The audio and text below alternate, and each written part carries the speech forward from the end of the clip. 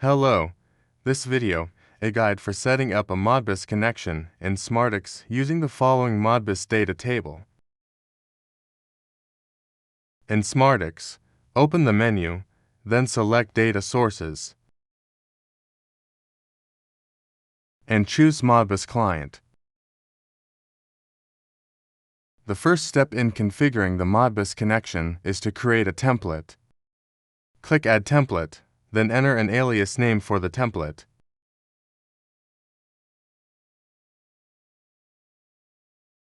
Next, click Add and continue to move on to the next step, adding parameters. First, let's add a parameter for temperature.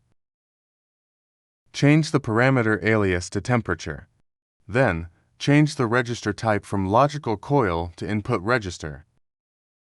Set the data type to integer 16, and enter the register address as 1. After that, click Advanced. In the General section, change the information to temperature. In the Analog section, fill in the unit of measure with Celsius.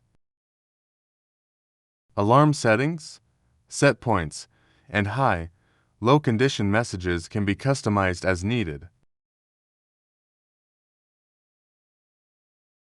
Once done, click Add. Next, for the humidity parameter, follow the same steps. Click Add Parameter. Change the alias to humidity. Set the register type to input register, and select the data type integer 16. Enter the register address as 2. Then click Advanced. Change the information to humidity. In the Analog section, fill in the unit of measure with %. Adjust alarm or set point values according to your needs. When finished, click the Save icon. Next, let's configure the device connection. Open the Devices menu, click Add Connection, and choose Serial for Modbus. Enter an alias name for the connection. The Serial Ports section will automatically appear once the sensor is connected.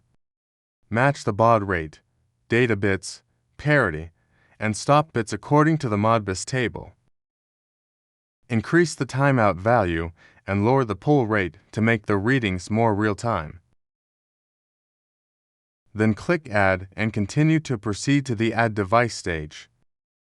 Enter an alias name for the device. Seswick Slave ID Sensor Podabagian address.